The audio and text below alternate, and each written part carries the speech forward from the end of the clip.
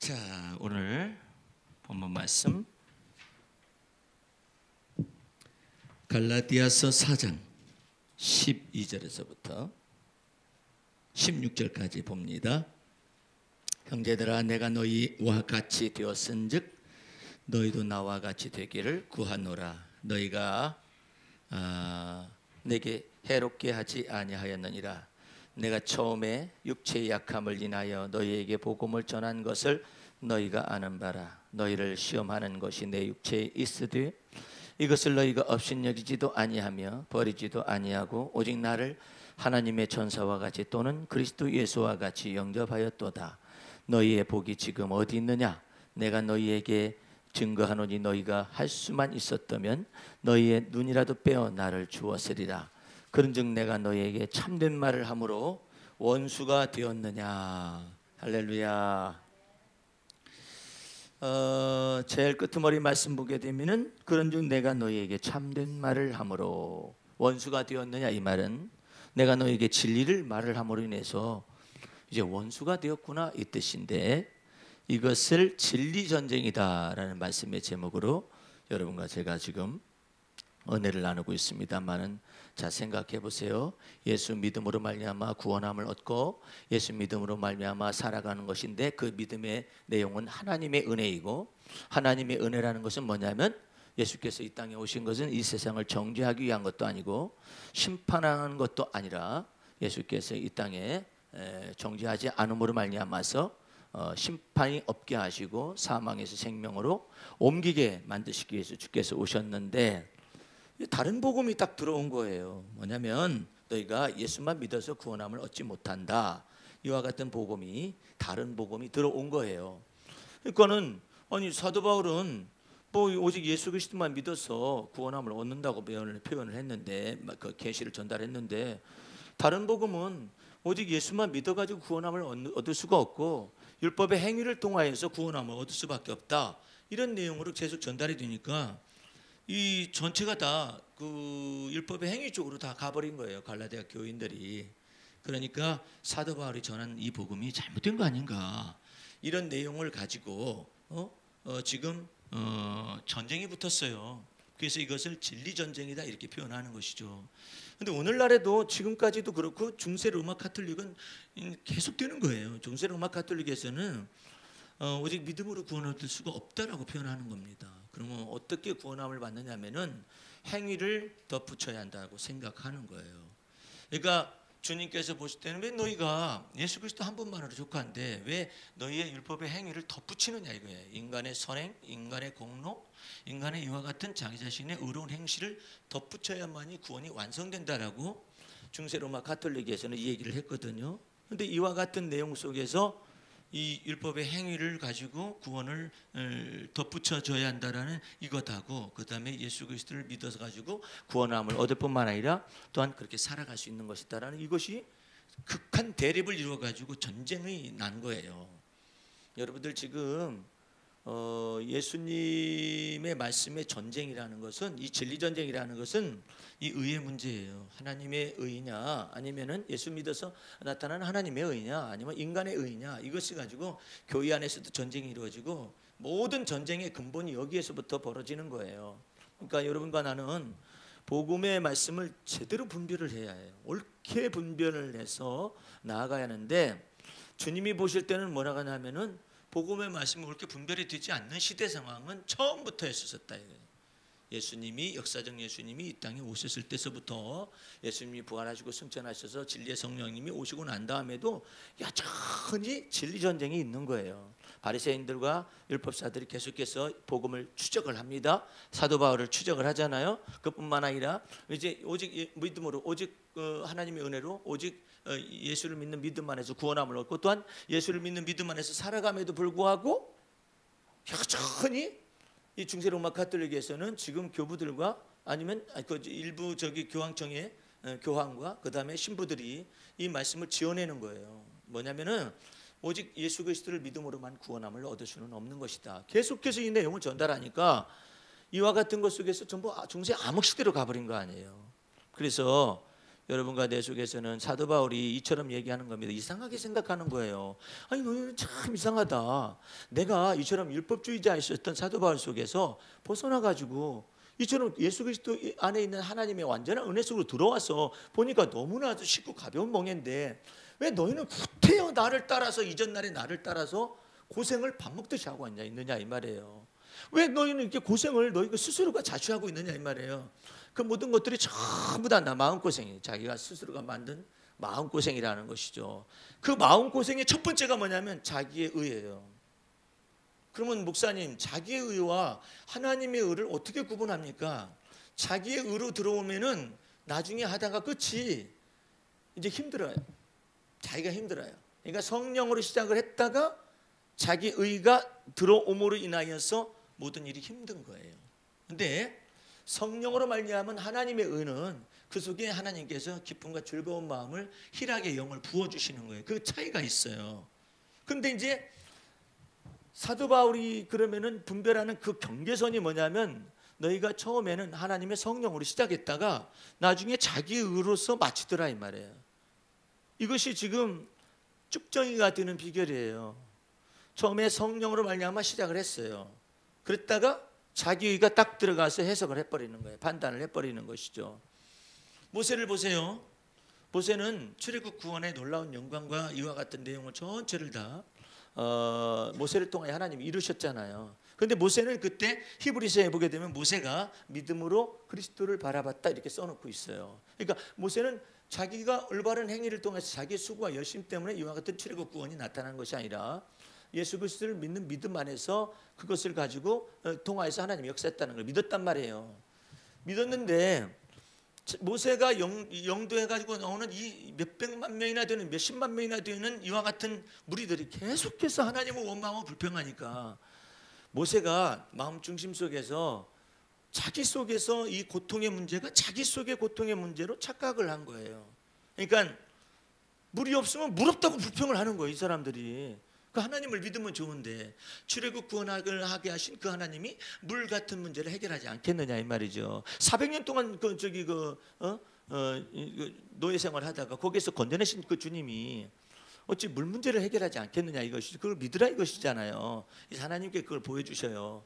근데 물을 먹고 마시다가 이제는 먹을 것이 없잖아요. 그러니까 하나님께서 만나 내려 먹이셨잖아요. 그러면 만나 내려 먹이신 것을 인하여 하나님께 감사하고 그러면 좋잖아요. 근데 그 다음에 이제는 이게 고기 문제가 나온 거예요. 고기 문제가.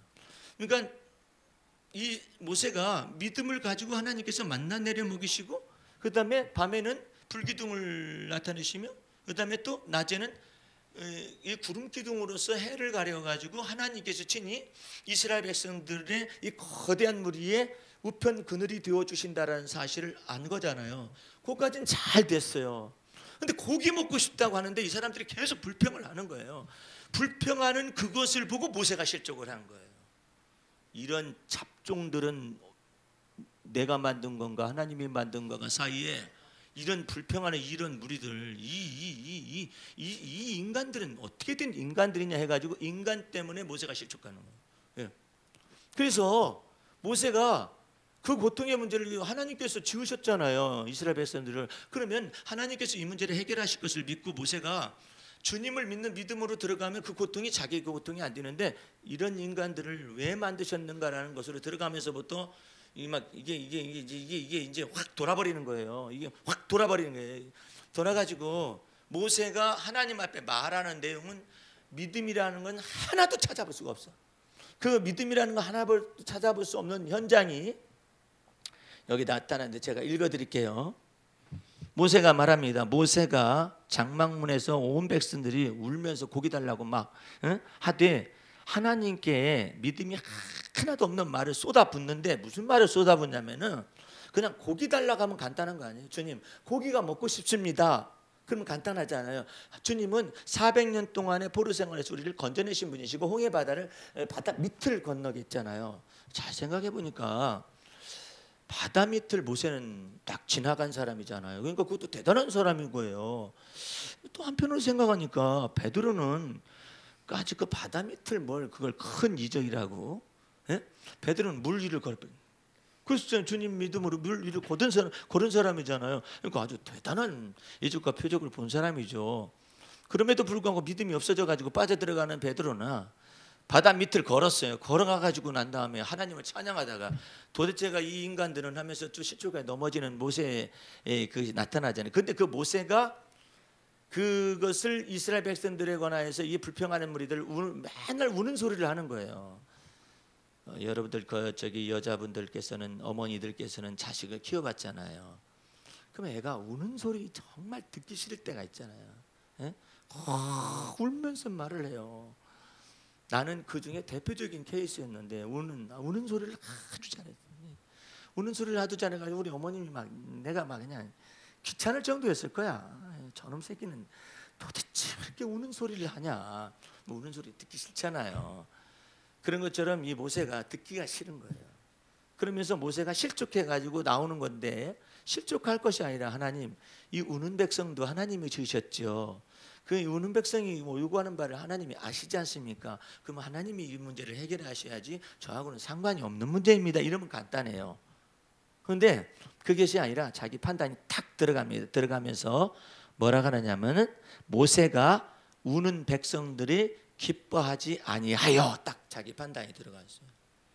예를 들어서 하나님이 우는 백성들을 기뻐하지 아니하여 이러면은 하나님이 판단하신 거잖아요. 근데 하나님은 진노를 하시긴 하시지만은 모세가 하나님이 진노한다고 해서 자기도 진노할 필요는 없잖아요. 근데 모세가 뭐라고 표현하냐면 이 모세가 기뻐하지 아니하여 딱 들어갔어요. 그러니까 자기 판단이 들어갔잖아요. 들어가고 난 다음에 뭐라고 되냐면 여호와께 여짜오니 주께서 어찌하여 종을 괴롭게 하시나이까. 그러니까 하나님 입장에서는 내가 너를 왜 괴롭혔니? 내가 너를 왜 괴롭혔다는 거야? 말 좀 해봐라. 내가 왜 너를 괴롭힐 이유가 있어? 아니 이스라엘 백성들이 저 따위로 행동하잖아. 그걸 네가 왜 판단을 해? 어? 그러고 말고 왜 네가 판단하느냐 말이야. 아니 저 못됐지 않습니까? 그걸 네가 왜 판단을 해? 내가 판단을 하지. 판단을 하면은 이게 이렇게 된 거예요.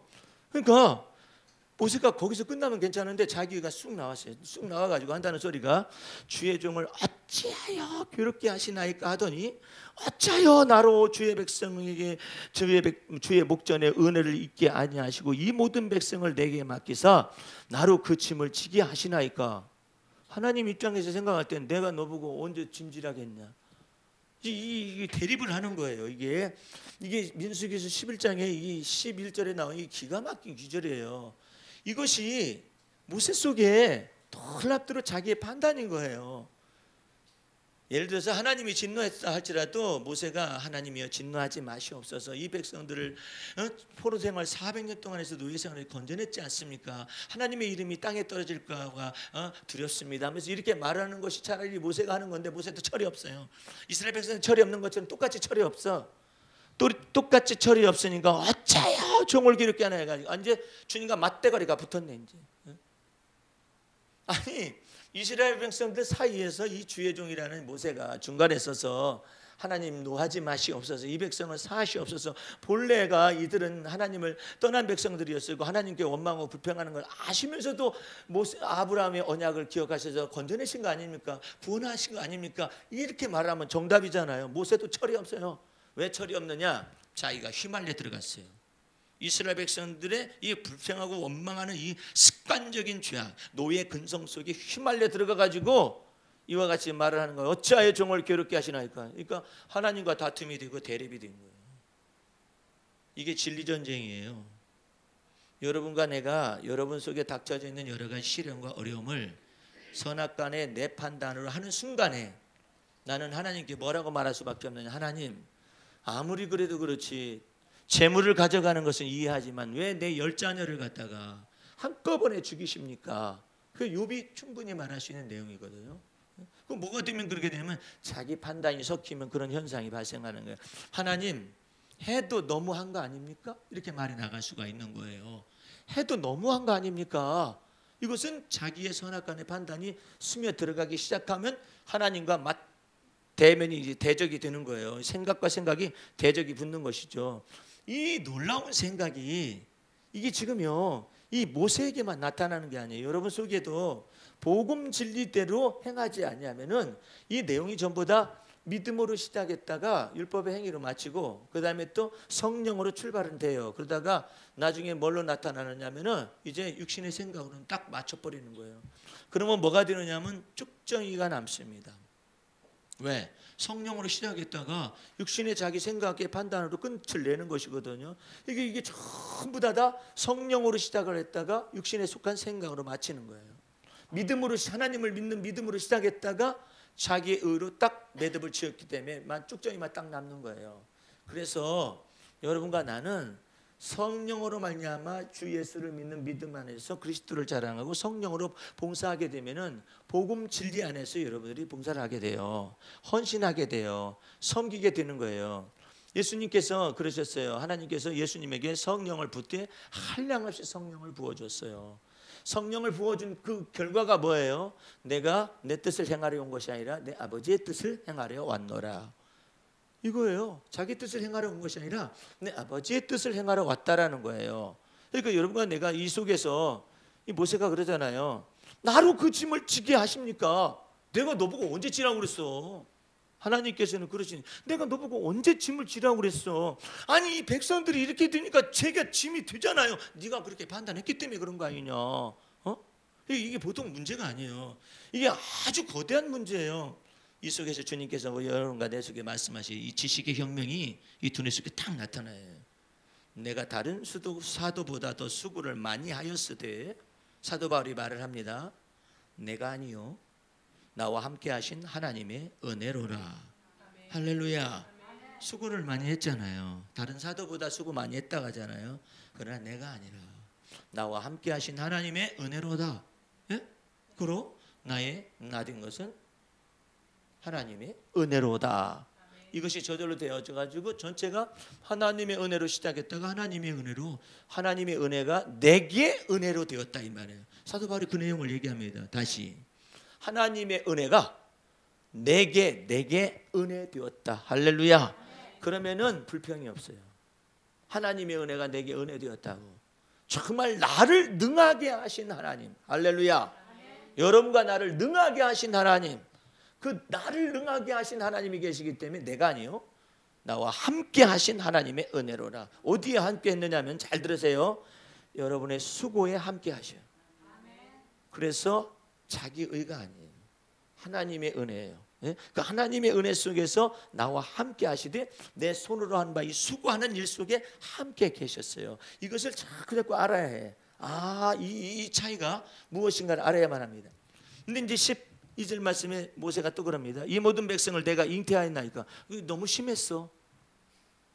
너무 나갔어요. 이 모든 백성을 내가 잉태하였나이까. 아니 하나님께서 생각할 때 아니 누가 너보고 잉태했다고 그랬니?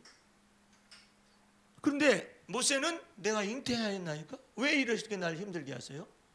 지금 이걸 지금 막말을 해야 되고 앉아 있네. 내가 잉태하였나까지 그 말은 하지 말아야지. 심지어 예를 들어서 왜 그렇게 하나니까 그것까지는 이놈이 좀 너무나 힘들어 가지고 이런가 보다 그렇게 생각할 수가 있어요. 그런데 잉태하였나니까는 왜 말을 하는 거예요? 아니 모세가 언제 이들을 잉태를 했어요? 그런데 모세가 막말을 해야 돼. 이거 보고 주의 교양이 없다라는 거예요. 교양이 없는 거예요. 아주 교양이 없는 거예요. 전라도 말로 하면 싸가지가 없는 거예요. 예? 아니 누가 너보고 잉태했다고 그랬어. 근데 잉태했나니까 아니 제가 이 모든 백성을 내가 잉태하였나이까? 내가 어찌 그들을 생산하였게. 막 나가네. 그 저기 노무현 씨가 대통령 됐을 때 이제 뭐 검사들하고 맞대면에서 얘기도 하고 그러잖아요. 자기가 법조계 출신이기 때문에 그렇게 얘기해서 이제 특별히 이제 법무부 장관을 여성으로 세워놨거든요. 그러니까 그 세대 속에서는 그 세계 속에서는 그런 일이 별로 없었었는가 보죠. 근데 이제 여자를 딱 세워놨잖아요. 더군다나 이제 장애를 가진 여자분을 딱 세워놨어요. 법무부 장관을. 그러니까 검사들이 반발을 일으키고 이제 뭐냐면 남자를 세워놔야지 왜 여자를 세워놨냐 거기서부터 이제 반발을 일으키고 이랬을 때 노무현 대통령이 그 앞에서 막가자는 거죠. 그래서 이제 웃으면서 얘기를 해도 또 막가자는 거네 막가. 아니 내가 잉태하였나이까? 어떻게 이런 말이 나올 수가 있죠? 교양이 없는 거예요. 어떤 교양이냐면 주의 교양이 없어요. 하나님 앞에서 내 말 한마디가 어떻게 나가냐에 따라서 하나님의 말씀 살아본 능력이 있어서 좌우의 날선 어떤 것보다 내 에리아에서 네가 아다르고 어다르라는 것을 알아야 한다. 우리 주님께서 말씀하시는 거거든요. 근데 감히 하나님 앞에서 내가 이 백성들을 잉태했습니까? 어찌하여 내가 생산했길래 왜 나로 이 짐을 지라고 하시느냐고. 이게 근본적으로 모세가 지가 만들어낸 것처럼 얘기하잖아요. 주님께서 왜 이것을 참 위대한 모세 말해야 하는데 까발려진 모세를 들여대느냐면 하나님께서 왜 이렇게 하느냐 말이에요. 예? 이게 인간의 본래성이에요. 이 싸가지 없는 것이 행악의 종자라는 의미가 바로 그거예요. 모세 네 속에 뚜껑을 딱 열어봤더니 네가 온유하고 네가 성품이 부드럽고 또 네가 또 그다음에 아주 지극히 내성적이어서 말수가 별로 없었어요. 모세가요. 그러니까 모세가 굉장히 우울질의 사람으로서 말수가 별로 없는 사람이거든요. 말 없는 사람이 말 시켜나 봐요. 희한한 말을 해댔깁니다. 아주 앞뒤도 안 맞는 얘기를 하고 있어요. 다른 사람은 그렇게 생각지도 않는데 그렇게 쓰지 않나요? 목사님 저에 대해서 그런 생각 갖지 않았었어요? 또라이인가 이게 지금? 이게 말 안 하던 사람 이게 커뮤니케이션이 안 되는 사람이 머릿속에서 이것을 막 잉태해가지고 말을 만들고 생각을 만들고 이렇게 하는 거예요. 하나님께서 왜 이것을 그대로 기록했을까요? 참 너 해도 너무한다. 아니 네가 생산을 했다고 네가 잉태했다고 내가 언제 너 보고 잉태했으니까 내가 널 네가 생산했으니까 네가 책임져라 하듯이 그렇게 말한 적이 있었느냐 말이에요. 그런데도 이 생각을 가지고 있어요. 주께서 나를 불러서 양육하는 아비가 젖 먹는 아이를 품듯 그들을 품에 품고 주께서 그들의 열조에게 맹세하신 땅으로 가라 하시나이까. 이 모든 백성에게 줄 고기를 내가 어디서 누가 너 보고 고기 얻으라겠어? 이게 전부 만들어진 말이에요. 모세가 만들고 있어요. 말씀을요. 만들고 있어요. 잉태했나이까? 아니 내가 너 보고 잉태했다고 말을 했니? 생각을 주었니? 아니잖아요. 에? 근데 잉태했나이까 말하잖아요. 이 도둑놈이야 이건. 에? 하나님이 잉태한 자녀들을 지가 잉태한 것처럼 좌지우지할 수 있는 것처럼 하잖아요. 이게요 뿌리 깊은 인간 속에 아주 사악한 이 행악의 종자라는 것이 이 유전 정보 속에 이 아담의 유전한 망령대행실이 그대로 머릿속에 박혀가지고 말을 막 하는 거예요. 예? 여기 믿음이 어디 있어요? 믿음이 하나도 없어요. 그러더니 또 뭐라고 하느냐면은 그들이 나를 향하여 울며 가로되 우리에게 고기를 주어 먹게 하라 하온저. 아니 보이는 게 모세밖에 없으니까 모세한테 얘기하면은 모세는 하나님께 얘기하면 될 거 아니에요. 주님, 이 사람들 이 백성들이 그냥 울면서 고기를 달라고 합니다. 그런데 나한테 고기 달라고 하면 어떻게 합니까? 이들을 주님께서 생산하셨으니까 주님께서 고기를 주시옵소서 이렇게 하면 되잖아요. 네? 그러면 주님께서 못 주겠다. 야 말씀하실 거 아니야. 근데 이것을 갖다가 이 모세가 이들이 나를 향하여 울며 가로되 우리에게 고기를 주어서 먹게를 하온즉 책임이 자기에게로 딱 돌아갔어요. 이 책임이 심히 중하여 그거 누구 판단인데? 지 판단이에요. 모세가 판단해가지고 책임이 돌아와 버린 거예요.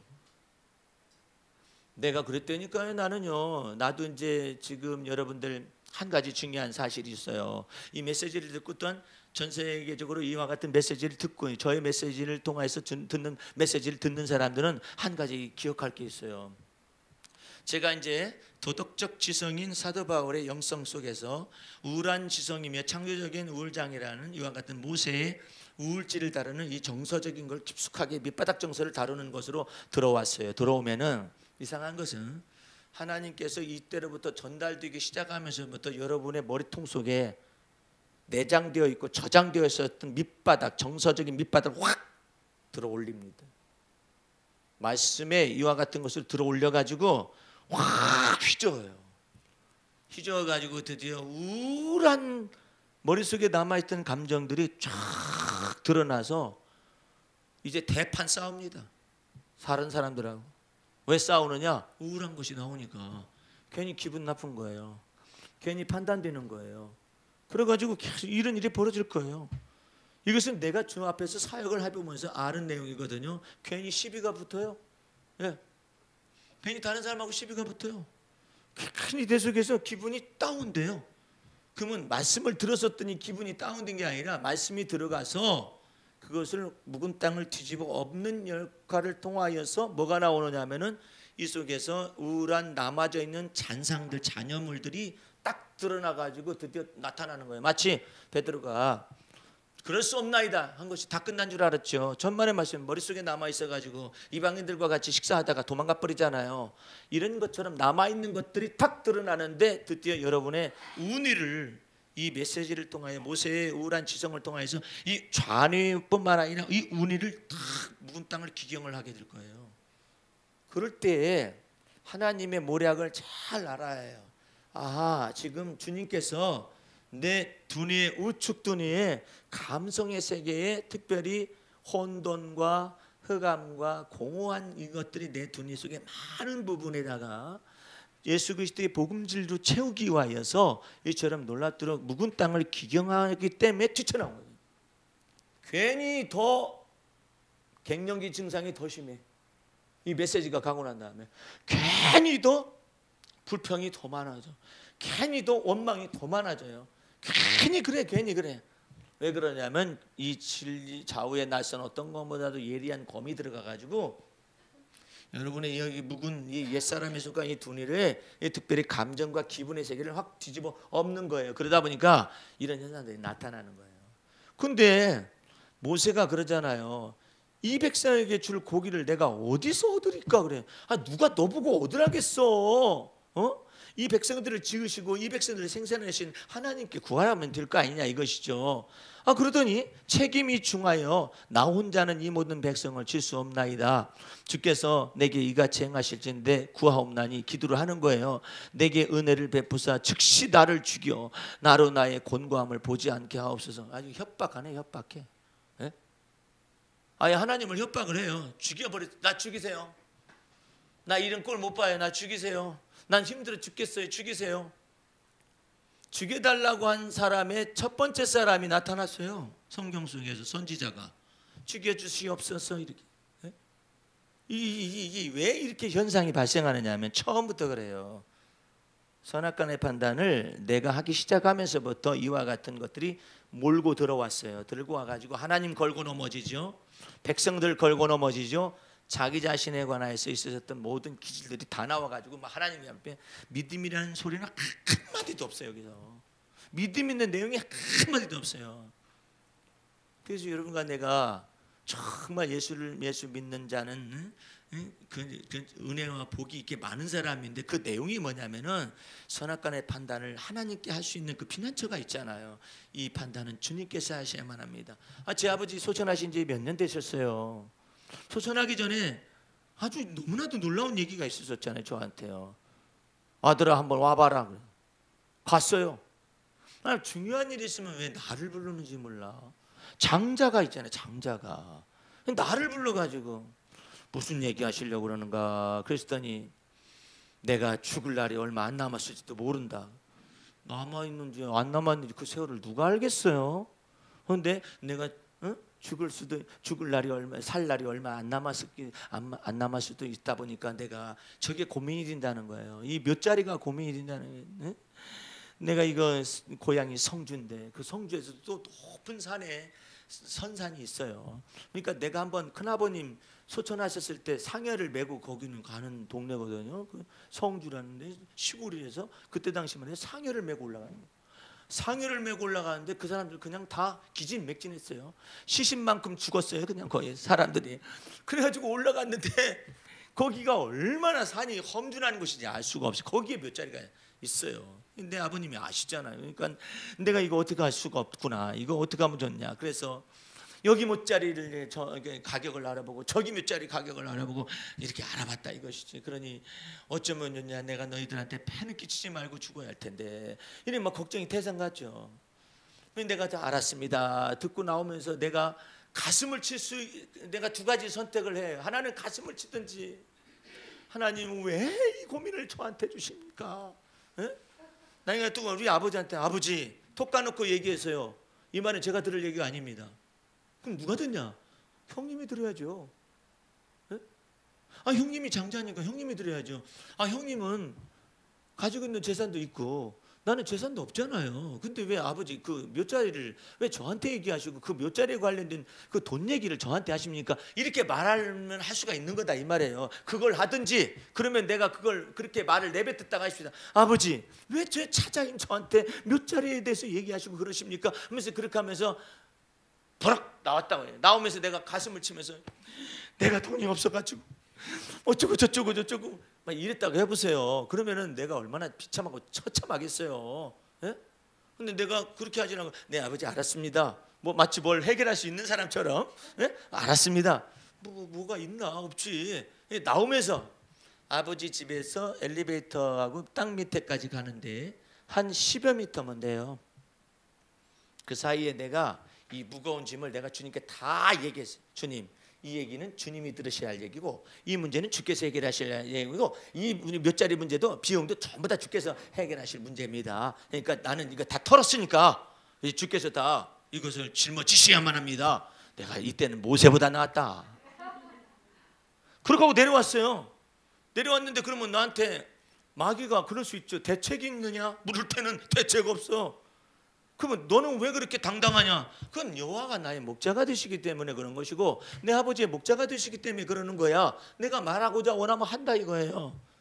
오고 난 다음에 생각하는 거죠. 일단 믿음으로 통과는 했어요 주님께. 근데 주님 이 문제를 어떻게 해결하는 것입니까? 그러니까 믿고 있어라 이제 말씀하시죠. 믿고 있으면 뭐가 나오나? 몇 자리가 나오나? 돈이 나오나? 에? 차라리 형님을 불러다가 내가 털어놓고 얘기를 할까요? 이제 이런 생각이 들어가죠. 그러면 속이라도 시원하잖아요. 형님 이리 좀 와봐요. 내가 아버지한테 불려가 가지고 이런 얘기를 들었는데 형님 내가 이 얘기를 내가 들어야 해요? 형님은 왜 형님 구실을 안 씁니까? 형님 구실을 하셔서 장남이시니까 책임을 지시고 나보다 톡 까놓고 재산 상황을 한번 살펴봅시다. 형님은 청담동에 살아. 나는 어디 사는데 경기도에 살아. 나는 주택도 없어. 형님은 지금 월급이 얼마요? 나는 이거밖에 안 돼. 근데 왜 내가 이런 얘기를 들어야 해? 그거 누가 들어야겠어? 그러면 그건 내가 들어야 할 얘기를 네가 들었구나. 이렇게 돼도 말 털어놓은 것 때문에 부정해요. 예? 그래가지고 주님 앞에 내가 기도를 했잖아요. 몇 날도 못됐어. 아버지가 또 다시 나를 불렀어요. 몇 자리 문제 해결됐다. 어떻게 해결됐어요? 내가 보훈이관에 갔더니 내가 국가유공자 아니냐? 국가유공자는 국립묘지에 안장이 된단다. 그게 하나님의 선물이야. 예? 근데 내가 거기다 대고 사람 생각으로 세상에 그럴 수가 있어요. 형님 그러시면 안 되죠. 내가 아버지가 이런 말이 나오기 전에 형님이 먼저 나서가지고 아버지 어쩌고 저쩌고 얘기를 했어야만 내 마음을 편안하게 해주는 거 아닙니까? 왜 형님이 형님 구실을 안 씁니까? 이렇게 말하기 시작해보세요. 이 자식이 말을 해도 함부로 한다. 아니 네가 안 하면 안 해도 됐지. 네가 그것을 가지고 나한테 우세를 부리고 그럴 필요는 뭐가 있어? 기분 나쁘다? 이렇게 될 수도 있는 거예요. 사람 생각으로 하면은. 근데 이것을 갖다가 형님한테 얘기하거나 그러지를 않고 주님께 다 쏟아놨다니까. 내려오면서 엘리베이터까지 내려오면서 그거 몇 초나 됐겠어요? 다 쏟아놓고 주님 이 얘기는 주께서 들으셔야 하고 내 머릿속에 남으면 안 돼. 남으면은 이게 내가 이제 막 불평되고 원망이 될 수가 있잖아요. 나도 한탄을 하잖아요. 나는 왜 이렇게 살아서 내 아버님 몇 자리도 하나 준비하지 못하는 신세가 되었을까? 얼마나 고통스러워요. 그런데 주님께서 해결하시되 우리 아버님이 더 놀라운 소식을 말씀하셨어. 나만 국립묘지에 안장이 되는 게 아니라 네 어머니도 이미 다 준비하셔가지고 국립묘지에 다 안장이 된다는 거 아니에요. 그래서 내 아버님 소천하셨을 때 얼마나 주님께서 영광을 낳게 하셨고 또 장사를 치르는 동안에도 주님 이 날씨가 장마철이었는데 주님 이 장마철에 비가 내리고 그러면 참 곤란합니다. 주님 그 비 내리는 것을 조금만 연기해 주시면 이게 지금 장사를 다 치렀으면 좋겠습니다 라고 말씀을 드렸는데 놀랍도록 첫날부터 비가 안 내리다가 마지막 우리가 차를 타가지고 이제는 국립묘지로 들어갈 때쯤에서 보슬비가 조금씩 내렸어요. 우리 하나님의 은혜가 너무나 컸습니다. 할렐루야. 그게 우리의 대책이야. 여러분과 나의 삶의 대책이라고. 복음 진리 안으로 생각하고 믿음으로 생각하고 하나님의 은혜 속에서 생각하면은 그 짐이 가벼워져요. 쉽고 가벼워지는데, 이게 지금 내가 판단을 딱 해서 이 나쁜 놈들, 이 이스라엘 백성들 나쁜 놈들, 만나 먹고도 감사하지 않는 요놈 새끼들, 물 갖다 퍼서 주었어도 감사하지 않는 요놈 새끼들, 이제 고기까지 달라고 해가지고 이따위로 하면서 그냥 기뻐하지 않은 거야. 이 모세가 지가 뭔데 기뻐하거나 하는 거네. 하나님의 백성을 갖다가. 예? 그러니까 거역하는 사람들도 그냥 온유함으로 하라고 그랬거든요, 주님의 말씀에는. 근데 거역한다고 해가지고 이 나쁜 놈들, 너네들은 저주를 받을 놈들이다, 너네들은 복을 받지 못할, 그렇게 말할 수 있는 사람은 없어요. 예. 주님의 양들이잖아요. 내 어린 양을 너보고 먹이라겠지, 너보고 저주하라겠냐? 예? 그게 참 희한한 노릇이죠. 그러니까 내가 선악간의 판단을 한다라는 것이 엄청나게 무서운 거예요. 내가 선악간의 판단을, 나 같은 못난이가 누가 너보고 못난이라고 했는데? 내가요. 내가 그래, 주님께서 그랬냐? 네가 그랬냐? 솔직히 말해봐. 내가 했네요. 그렇지. 나는 너를 위해서 피값을 지불하고 속죄함과 의롭다함을 주어서 하나님의 자녀가 되는 놀라운 새로운 피조물로 너를 만들었기 때문에 내가 너를 보고 못난이라고 말한 적이 없는데, 네가 너를 보고 못난이라고 하잖아. 자기가 자기를 판단하는 것이죠. 왜 그렇게 해요? 자기 속에서 이 모든 것들을 하나님의 은혜가 나의 수고 속에 함께 있다라고 생각하지 않고 다 그냥 내 수고로 생각을 한 거예요. 내 괴로움으로 판단을 한 거예요. 그렇게 될 때마다 여러분과 내 삶 속에서 자기 의가, 고통을 내가 많이 감내했다는 자기가 쑥 나와버려요.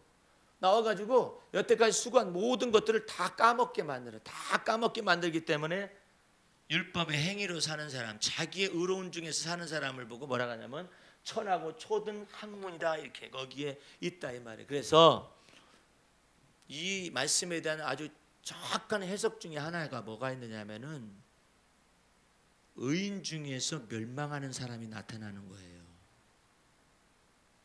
잘 알아요. 이게 무서운 겁니다. 예? 의인 중에서 멸망을 해요. 의로운 중에서 멸망한다니까. 그게 약하고 천한 초등 학문인 율법의 행위로서 사는 사람이 종말이에요. 의로운 중에서 멸망한다니까. 그런 사람은 어떤 사람이냐면은 지나치게 지혜로운 사람이에요. 지나치게 의로운 사람이에요. 그런 사람을 전도서에서 이처럼 말을 합니다. 의로운 중에서 멸망할 것이다. 무섭고 두려운 거예요. 예? 의로운 중에서 멸망할 것이다. 우리 그 기절만 찾고 말씀을 맺도록 하겠습니다. 전도서 펴보세요. 어디가 있는지 알아야지. 전도서가 욥기 다음에 있는 건지 어디가 있는지 알아야. 예? 전도서를 펴봐요. 기가 막힙니다.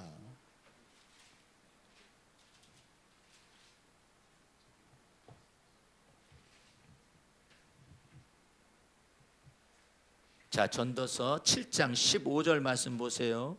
내가 내 헛된 날에 이 모든 일을 본즉 자기의 의로운 중에서 멸망하는 뭐가 있어요? 의인이 있잖아요. 다시 자기의 의로운 중에서 멸망하는 의인이 있다. 이게 왜 멸망하는 줄 아십니까? 의인인데 자기의 의로운 중에서, 자기의 의로운 중에서 멸망한다니까. 그래서 사도 바울이 내가 가진 의는 율법에서 난 의도 아니요 자기의 의로움도 아니라 예수 그리스도를 믿는 믿음 안에서 난 의인이라, 하나님의 의인이라. 할렐루야. 하나님의 의를 가진 자가 주 앞에서 생존하고 살아남아요. 하나님의 의를 뭘로 받았는데? 예수 그리스도를 믿는 믿음 안에서 하나님의 은혜로 받았어요. 그래서 자기의 의로운 중에 멸망하는 의인이 있다니까요. 예? 그런데 자기의 악행 중에서 장수하는 또 악인이 있어. 예? 이 뭐 때문에 이런 현상이 발생하느냐? 16절 지나치게 의인이 되지 말라 이거예요. 지나치게 지혜자도 되지 말라요. 그런 사람들은 어떤 특징이 있느냐면은 스스로 자기 자신을 패망케 하는 거예요. 또 지나치게 악인이 되면 우매자도 되지 말라. 어찌하여 기한 전에 죽을 것이다. 이게 기한 전에 죽는다잖아요. 사람마다 기한이 있나 보죠. 근데 기한 전에 죽을 수가 있다라는 것이죠. 이 모든 것이 어디서부터 출발했느냐면은 지나치게 overmuch 그래요. 영어로 over 지나쳤어. much 너무 많이 지나쳤어. 지나치게 자기의 의로운 중에서 멸망하는 의인이라 하잖아요. 예를 들어서 자기의 의로운 중에서 멸망하는 죄인 이러면 의미가 달라요. 근데 그게 아니라 자기의 의로운 중에서 멸망하는 의인이라 하잖아요. 이것 때문에 주님 나라에 가서 확 바뀝니다. 어떤 사람은 에이 나는 뭐 그냥 회사 다니면서 술 먹고 그냥 담배 피고 그래서 살만한 값어치도 없는 것처럼 느껴지지만은 그냥 하나님의 은혜로 그냥 사는 거죠. 이렇게 말하는 죄인이 있어요. 그 죄인은 오래 살아. 왜 죄인은 오래 사냐면 자기가 죄인 줄 알기 때문에 주님께서 너는 죄인 줄 알기 때문에 내가 너를 내게 은혜를 베풀 수가 있는 거야. 네가 은혜는 아는구나. 죄 많은 곳에 은혜가 많. 차라리 그게 나을 수가 있는 거야. 근데 가끔에 술 입에도 대지도 않고 쳐다보지도 않고 만지지도 않고 깔끔한 삶을 살아요.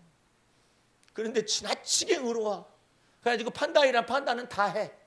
판단이란 판단은 다 하면서 자기는 그런 삶을 살지 않는다고 자랑하고 있는 이 자기 의로운 중에서 멸망하는 의인이 있다. 이 얼마나 깊은 복음의 진리예요. 이것이 사도 바울의 이와 같은 믿음으로냐 아니면은 그다음에 율법의 행위로냐라는 것 속에 다 드러나는 거예요. 사도 바울이 이런 얘기를 하기 때문에 더 설득력이 있는 거예요. 베드로가 그런 얘기하면 베드로는 본래 죄가 많아. 처음 출발할 때부터 죄인이었었어. 그렇죠? 예수님 앞에서 그물을 내려서 고기를 잡으라 그러니까 가서 내가 이때까지 수고해서 얻은 것이 없었지만 선생님 제가 그물을 말씀대로 의지해서 내리겠습니다 했더니 그대로 막 넘쳤잖아요. 그러니까 곧바로 나는 죄인입니다 라고 출발했잖아요. 사도 바울은 나는 율법에 의해 흠이 없는 사람이요. 거기서부터 출발했어요. 그래가지고 결국은 어떻게 됐냐. 사도 바울은 죄인 중에 교수가 됐어요. 거꾸로. 죄인 중에 교수가 되면 될수록 하나님의 은혜는 또 넘쳤어요. 또 그래가지고 자기를 주장할 수가 없어요. 그러므로 나의 나된 것은 하나님의 은혜일 수밖에 없었다 이거예요. 내가 폭행자였었으나 내가 이처럼 이 잔인한 사람이었었지만은 자기는 그 죄인 중에 교수이지만 일절 하나님께서 먼저 나를 오래 참아 주셨고 그 사랑을 나타내 주셨다 이 말이죠. 그래서 하나님 앞에 이 감사가 넘쳐나는 거예요. 그런데 베드로는 저는 죄인이로서이다 출발은 잘했어요. 출발했는데 인자가 십자가의 고난을 받고 장로들과 대제사장들에게 버림을 받아서 십자가의 고난을 받았다가 3일 후에 살아날 것이냐 그러니까 그리 마시죠. 딱 나가네. 이 사람 봐. 그리 마시죠. 그런 일은 결단코 미치지 않도록 제가 막아 설 겁니다. 이 뜻이거든요. 그러니까 예수님 생각 네가 왜 막아서 네가 왜 막아서느냐 말이야. 나는 죽으러 왔어. 이 도대체가 앞뒤를 분간을 못하네. 왜? 자기 생각과 판단이 무식해도 있어요. 제 생각에는요 죽으면 안 되죠. 우리가 다 버리고 쫓았는데 죽으면 어떻게 되죠? 죽고 난 다음에 부활한 건 생각을 못해요. 죽으면 어떻게 돼? 아니 뭘 올인을 했어요. 모든 걸 다 버리고 주님을 쫓았나요? 올인을 했어요. 근데 죽는다니? 그러면 나머지는? 이거 보통 일이 아니에요. 그러니까 그리마옵소서야. 이 일이 결단코 주님께 미칠 수는 없죠. 그러면서 예수님을 꾸짖었어요. 그런 소리 하지 마세요. 이런 내용이었거든요. 그러니까 주님께서 보실 이 사탄아 내 뒤로 물러가라. 너는 날 넘어지게 하는 자인데 네가 왜 사람의 하나님의 일로 생각을 안 하고 사람의 일로 생각하느냐. 다른 제자들은 그러면 뭔가를 알아서 아무 말 안 했을까요? 몰라서 말을 안 한 거예요. 저게 무슨 소리인지를 모르는 거야. 그런데 베드로는 그냥 자기 생각에는 그러면 안 될 것 같아서 그냥 인간적으로 얘기를 했을 뿐이야. 얘기를 했는데 딱 걸렸네. 예수님한테 딱 걸렸어요. 그런데도 베드로는 그것이 그냥 이게 열려져 가지고 다른 사람은 속으로 생각하고 있을 동안에 그럼 우리는 뭐야? 죽으면 우리는 뭐야? 속으로 생각했겠죠. 근데 딱 던지고 난 다음에 사단아 물러가라. 네가 하나님의 일을 생각하지 사람의 일을 생각했다 할지라도 베드로는 이 생각을 주님께 다루심을 받는 거예요. 백일하에 빛 가운데 드러나 가지고 딱 됐다는 거예요. 이제 뭐 시간이 조금 한 5분만 더 얘기하면 쉽게 하기 위해서 여기 방지훈 군이 가만히 들어보면은 복음을 알아듣는 귀가 서서히 많이 열리기 시작을 하는 것 같아요. 열리기 시작하는데 여기서 들은 복음의 말씀을 가지고 친구한테 제자 양육은 아니지만 공식적인 것은 아니지만 얘기를 하는 거예요. 얘기를 하는데 이 친구가 그런다는 거예요. 자기한테 무례한 녀석이 있을 때는 한 대 때리고 싶지만은 자기의 도덕성이 그것을 못 때리게 하잖아요. 근데 속에서는 때리고 싶은 마음이 있는 거예요. 근데 이것 속에서 어떻게 자기를 해석을 해야 할 줄 모르는 거야. 때리고 싶은 마음은 있었는데 안 때렸어요. 착한 마음 때문에. 그러면 나는 뭐냐 이거야. 나 자기 자신은 뭐냐 이거야. 때리지는 않았기 때문에 의인이잖아요. 그렇죠? 때린 놈보다는 낫다 이거 아니에요? 때리지 않았기 때문에 의인이잖아요. 근데 때리고 싶은 마음이 굴뚝까지 있었던 건 뭐야? 이건 또 뭐냐? 이걸 해석할 길이 없네. 그러니까는 우리 방지용 라피한테 해석을 네? 너 마음으로 범죄한 것은 이미 범죄한 것이다. 그게 예수 그리스도의 법이다. 율법은 육체에 관련된 법이 되기 때문에 때리면은 법에 걸리지만 때리지만 않으면 참았다 그러면 율법에 의해 흠이 없는 거야. 근데 네 마음속으로 때리고 싶은 마음이 있는지 없는지 그것은 주님만이 아시고 네 양심만이 알기 때문에 다른 사람은 그걸 모르지만은 어쨌든 자기는 율법에 의해는 흠이 없다라는 것이죠. 그 부분이 안 때렸기 때문에. 그러니까 실정법에 걸리지 않은 것이죠. 때리면 실정법에 걸리잖아요. 율법이라는 것은 모세율법은 반드시 사람의 육체에 관련된 것만 정하는 거예요. 그러니까 마음속에 있는 양심의 법을 정죄하거나 판단할 수가 없어요. 그렇기 때문에 그리스도께서 오셔가지고 모세율법을 바꾼 거예요. 완전하게 한 것이죠. 너희 중에서 살인하지 말라 하는 말을 들었거냐. 나는 너희에게 이르노니 마음속으로 미워하는 자마다 이미 살인하였느니라. 그 완전한 그리스도께서 율법을 완전케 한 마음의 법까지 들어가서 법이 딱 선포가 되다 보니까 인간은 아하 내가 죄인이로구나. 어디로부터? 마음으로부터 죄를 짓는 죄인인 것을 발견한단 말이에요. 그렇기 때문에 오만한 공고한 사람인 거예요. 여기서 벗어날 수 있는 인간이 없어요. 속에서 그와 같은 이런 같은 것도 육신에 속한 생각들이 움직이기 때문에 이와 같은 것 속에서 이제는 그리스도의 법이 들어가는 거예요. 그래서 예수 그리스도의 십자가의 피는 마음에 뿌려지는 것입니다. 왜? 마음속에서 충동과 마음속에서 움직이는 죄악 성향을 정결케 하기 위해서 마음속에 뿌려지는 거예요. 그런데 율법에 속한 제사는 뭐예요? 전부 다 육체에다 뿌리는 거예요. 사람이 뿌리고 율법책에다 뿌리고 이게 뿌려가지고 전부 다 짐승들의 피를 갖다가 뿌려가지고 속죄하는 법이거든요. 그거 왜 그래요? 육체에만 상관된 법이기 때문에. 그런데 마음속에 양심의 죄악을 정죄할 수가 없고 양심의 죄악을 깨끗하게 할 수가 없어요. 이 모세 율법에 속한 제사를 가지고는. 그러나 예수 그리스도의 제사는 예수 그리스도의 성령으로 말미암아 예수 그리스도의 죄 없으신 몸을 하나님께 드려서 예수 그리스도의 피 뿌림을 통하여서 어디에 뿌리냐면 양심에 딱 뿌리는 거예요. 그래서 양심의 악을 깨닫게 하시고 양심의 악을 씻어주시고 할렐루야.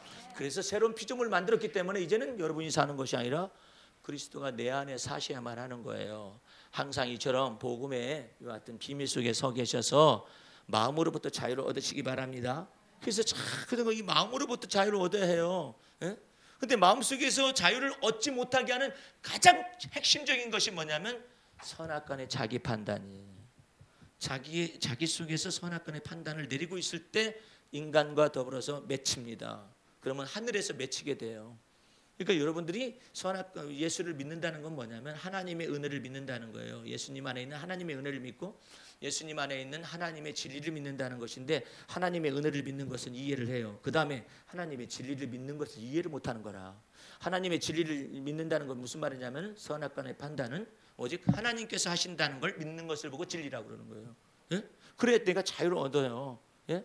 여러분 속에서 걸려 넘어지고 여러분 쪽에서 시족하게 만드는 많은 사람들 주위에서 실제로적으로 신앙생활을 하다 보면 그런 것들이 발생하잖아요. 그런 때에 선악간의 판단하실 분은 주님이십니다. 저 일에 관해서 선악간의 판단하실 분은 주님이십니다라고 믿을 때 여러분은 하나님의 은혜가 여러분을 감싸는 것을 발견하게 될 것입니다. 한 주간 동안 살아보세요.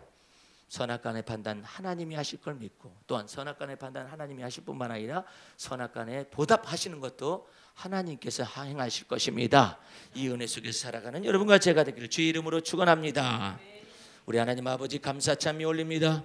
주 예수 그리스도의 보배 피로 말미암아서 그 피로 말미암아 속죄함을 얻고 의롭다함을 받아서 하나님의 자녀가 되는 권세를 받게 하여 주셨습니다. 원컨대 이 놀라우신 하나님의 은혜 속에서 선악간의 판단 이전에 전에는 내가 했다면 이제는 하나님께서 하실 수 있도록, 주님께서 하실 수 있도록 믿고 맡겨드려져서 주 앞에서 온전한 삶을 살 수 있도록 은혜 더하여 주옵소서.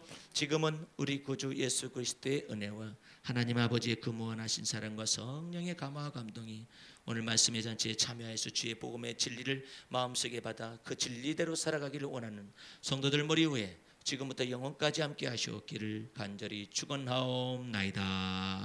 아멘. 할렐루야. 마쳤습니다.